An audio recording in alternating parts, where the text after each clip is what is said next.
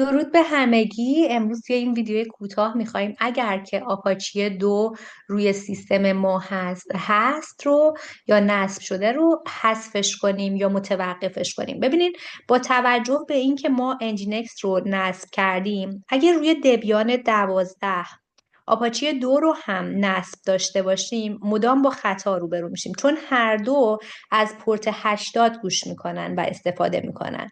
مدام ما توی مراحل نصب نرم افزارهای دیگه با مشکل روبرو میشیم، چرا که همونطور که گفتم هم انجینکس هم آپاچی 2 هر دوتاشون وب سرور هستن و معمولا فقط یکی از این دوتا وب سرور رو ما میتونیم روی سیستممون فعال داشته باشیمش. خب بنابراین الان من دو راه رو میگم که هر کدوم رو شما راحت ترین انجام بدین که آپاچی 2 رو متوقف کنیم.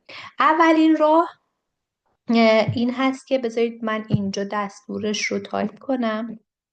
اوکی. ببینید، اولین راه از طریق اینه که ما وارد خود آپاچی 2 بشیم. ببینید، با دستور ادمین سودو وارد خود بخش آپاچی 2 میشیم. الان من اینتر میکنم، رمز منو میخواد، من رمزم رو وارد میکنم.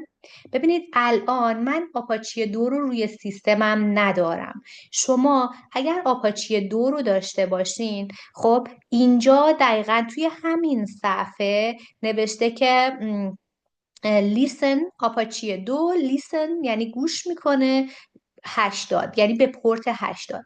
شما میایین قبل از لیسن به پورت 80 خب یه هشتگ بذارید و با کنترل او سیو کنید و بعد میاد مثلا این پایین، دقیقا این پایین به جای نیو فایل میاد اسم آپاچی 2 رو میذاره، میگه که آیا میخواین این تغییرات رو شما ذخیره کنین. شما اینتر میزنین و با کنترل ایکس خارج میشین. اگر هم مثلا اول لیسن بود و بعد خط بعدی 80 بود، فرقی نمیکنه. شما قبل از 80 یه دونه هشتگ بذارین. اوکی، الان من کنترل ایکس رو میگیرم، از اینجا خارج میشم و راه بعدیشم براتون توضیح میدم. یک راه دیگه ای که داره، این راه خیلی آسونه، میتونم بگم آسون تر از حالا اون باشه شاید برای برخی.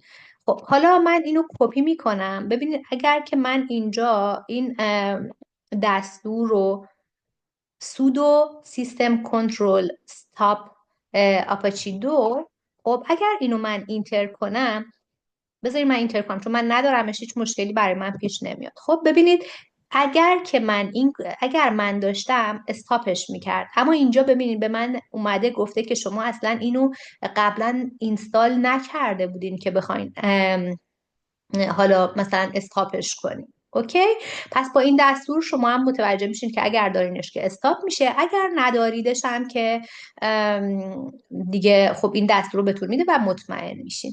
و یه دستور دیگه هم، حالا باز یک راه دیگه هم هست که بدین سودو سیستم کنترل دیسیبل اپاچی 2. از راههای مختلفی میشه که شما اینو غیر فعالش کنین، ولی در نهایت باز برای اینکه مطمئن بشین، البته میگم من چون ندارم دیگه این استاتوس هم نیازی نیست که بگیرم، ولی در نهایت وقتی که استاپ کردین آپاچی 2 تونو، این فرمان رو میتونین وارد کنین. ببخشید سودو سیستم کنترل استاتوس آپاچی 2. وقتی اینو میدین که استاتوس هم ازتون میگیره که اگر که اینتر الان مثلا من بزنم، باز به من میگه که شما ندارینش که بخواین. ببینید من اینتر زدم، میگه اصلا شما اینو نصبش نکرده، ما اینو پیداش نمیکنیم اپاچی 2 رو که بخوایم استاتوسش رو یعنی موقعیت کنونیش رو برای شما نشون بدیم. من این ویدیو کوتاه رو گرفتم چون که برخی با این مشکل مواجه شده بودن که هم آپاچی 2 رو داشتن هم انجینکس رو داشتن، حالا میخواستن فقط با انجینکس ادامه بدن با این وب سرور و مدام توی مراحل مختلف با خطا روبرو می شدن. مرسی، تا بعد.